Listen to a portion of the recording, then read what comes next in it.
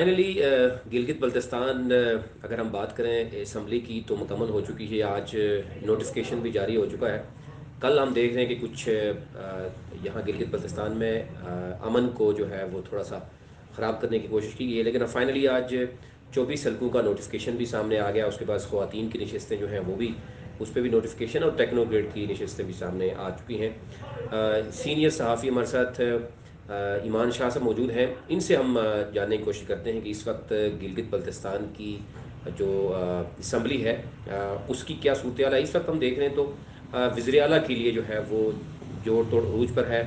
کہیں ہمیں نظر آ رہا ہے کہ دیامر ڈویژن سے وزیر اعلیٰ آنے کی چانسز ہیں، اور کہیں ہمیں نظر یہ بھی آ رہا ہے کہ بلتستان سے بھی کوشش جاری ہے. وہاں کے جو 9 ٹوٹل سیٹیں ہیں، آؤٹ آف 9 ہم دیکھ رہے ہیں کہ 8 وہاں پر جو موجود ہیں تحریک انصاف کے، وہ آج گورنر ہاؤس پر موجود ہیں. ان کا یہ کہنا ہے کہ آج ہم کوشش کر رہے ہیں کہ چیزوں کو فائنل کریں. ایمان شاہ صاحب بہت شکریہ آپ کا.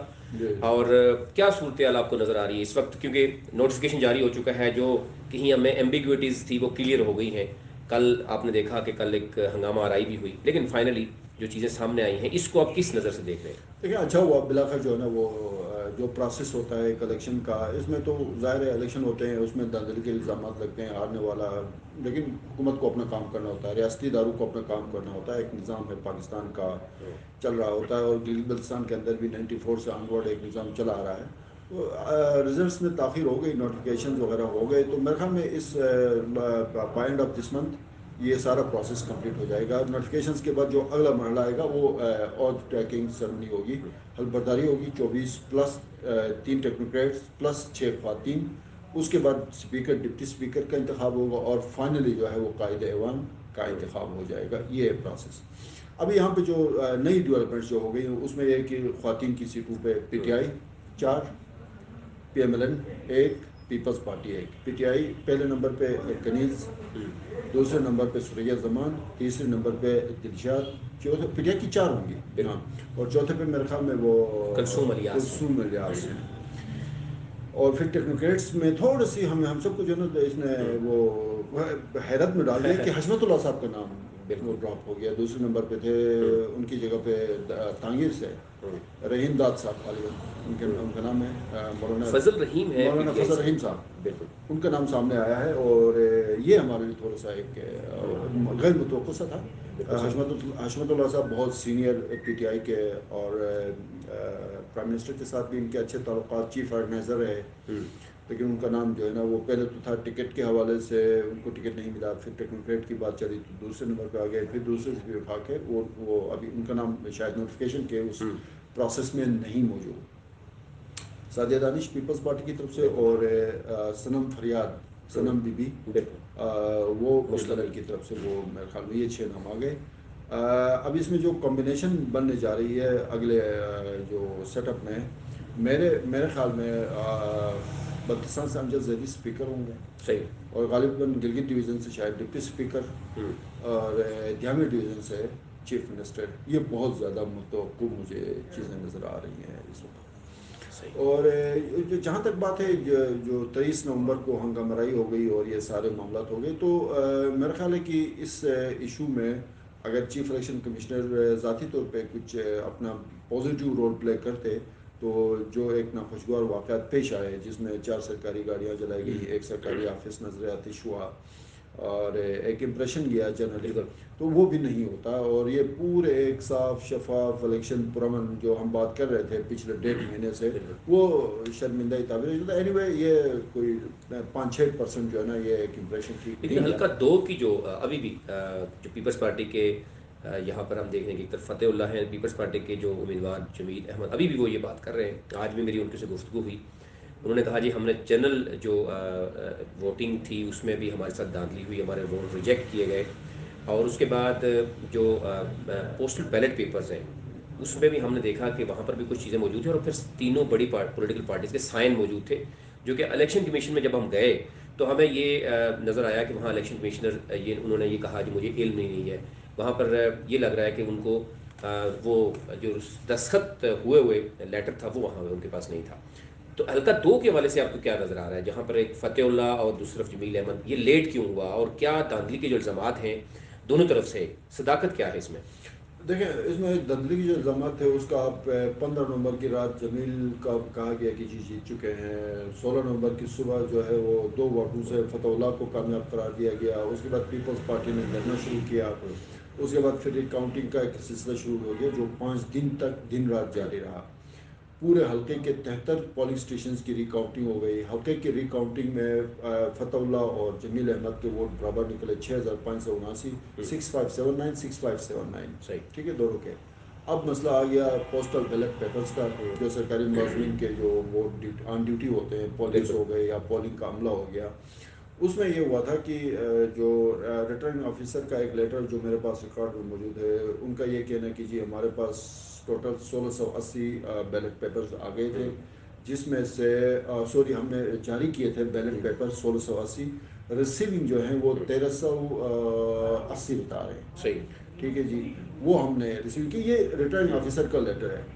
اب وہ جو پیپلز پارٹی کو اعتراض ہے وہ کہہ رہے جی کہ یہ بیلٹ پیپرز کو 1700 شو کر رہے ہیں جب وہ کہتے ہیں ریٹرننگ آفیسر نے کہا 1380 ہے تو ان کے پاس 1700 کہاں آ گئے. صحیح. اس پہ بیلٹ پیپرز کے حوالے سے فائنلی یہ ہوا کہ ان کا فرانزک ہوگا.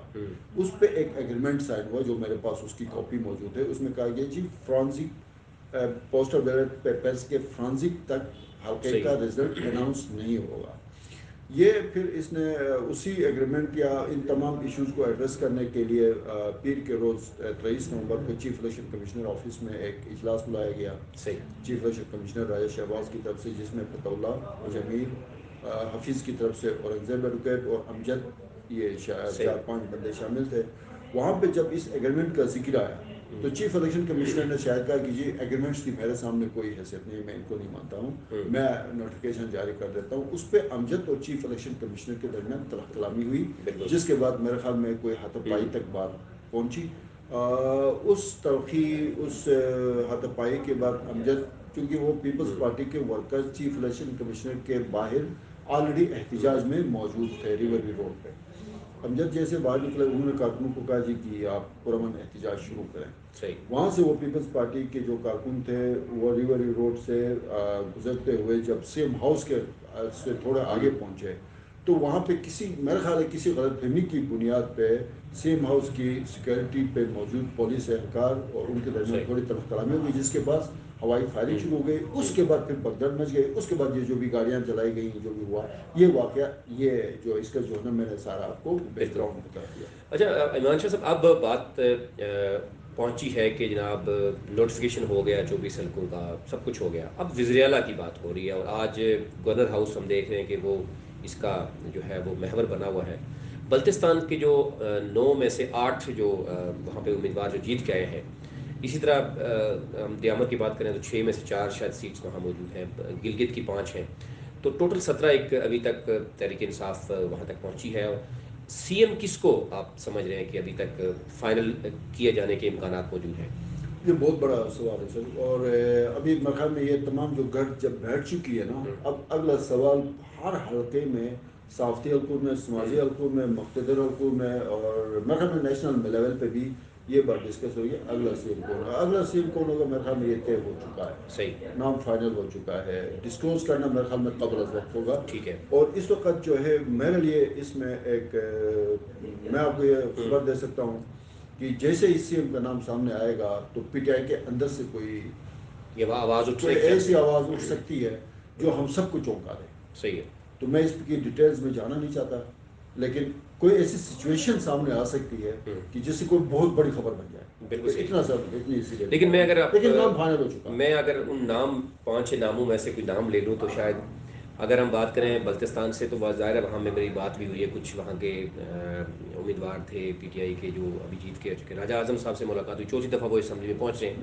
میری خود ذاتی ان سے گفتگو ہوئی. انہوں نے کہا کہ میں خود کینڈیڈیٹ ہوں وزیر اعلیٰ کا اور ہم نے 9 میں سے 8 سیٹس دی ہیں. اور انہوں نے خط بھی ایک وزیر اعظم کو لکھا عمران خان کو کہ ہمیں یہ جواز بتایا جا رہا ہے کہ جناب کیونکہ گورنر آپ کا ہے تو اس لیے اس وزیر اعلیٰ نہیں. تو انہوں نے کہا کہ اس کا جسٹیفائی ہم ایسا کر رہے ہیں کہ پہلے جو وزیر اعلیٰ گلگت بلتستان تھے وہ حافظ حفیظ الرحمان تھے, جو گورنر تھے وہ بھی ہنزا سے تھے, میر کی بات کی اسی ڈویژن سے تھے. تو یہ بات کرنا شاید انہوں نے کہا کہ یہ جو اس طرح کی جواز وہ جواز مکھنا نہیں کافی ہے. قرار دے رہے ہیں. دوسرا انہوں نے کہا کہ گلگت بلتستان جو بلتستان ڈویژن ہے وہ بیکورڈ بھی ہے، پاپولس بھی ہے، اور ہم یہ چاہتے ہیں کہ وزیر اعلیٰ ہمارا ہو، اور ہم سمجھتے ہیں کہ وزیر اعظم جو ہے وہ ہمارا جو میرٹ پہ فیصلہ کریں گے. دوسری طرف ہم بات کریں خالد خورشید کی، نام بھی جو ہے وہ ٹاپ پہ نظر آ رہا ہے.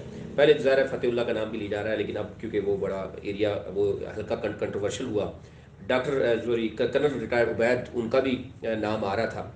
یہ ساری صورتحال ہے. اس میں آپ کو کیا لگ رہا ہے کہ خالد خورشید آ سکتے ہیں سامنے راجہ اعظم کی اگر بات کریں وہ ان کی، یا کرنل عبید کی؟ آپ کو کیا لگ رہا ہے کہ کون سا امیدوار زیادہ اس وقت فیوریٹ قرار دیا جا سکتا ہے؟ پنجاب میں رسک کشی کا ہے رواج، رسک کشی بالکل بالکل ہے نا. جو اس وقت بلتستان اور جامعہ میں رسک کشی ہے. ٹھیک ہے. رسک کشی میں یہ ہوتا ہے کہ کبھی وہ ایک ٹیم تھوڑا سا زور لگاتی ہے، دوسری ٹیم ایسا لگتا ہے کہ بس یہ اس کو کھینچ کے نکل گئی، کبھی اس طرف سے. تو اس وقت یہ رسک کشی میں نا جامعہ ڈویژن تھوڑا سا جو ہے نا آگے بہتر پوزیشن میں ہے. صحیح ہے. لیکن یہ میں اگین میرے پاس ڈیٹیلز ہیں، لیکن آپ کو بہت ایک بڑی خبر آ سکتی ہے. صحیح ہے. اور ایک تو کھل کے سامنے آ گئے راجہ ذکریہ، راجہ اعظم صاحب تو ابھی تک کھل کے میڈیا میں نہیں آئے. صحیح ہے. راجہ ذکریہ کھل کے آ گئے. انہوں نے کہہ دیا کہ اگر چیف منسٹرشپ کا مسئلہ بلتستان سے نہیں ہوا تو پھر گلگت حلقہ نمبر 2 میں تو احتجاج کچھ بھی نہیں ہوا، پھر بلتستان کو ہم جس طرح جام کریں گے.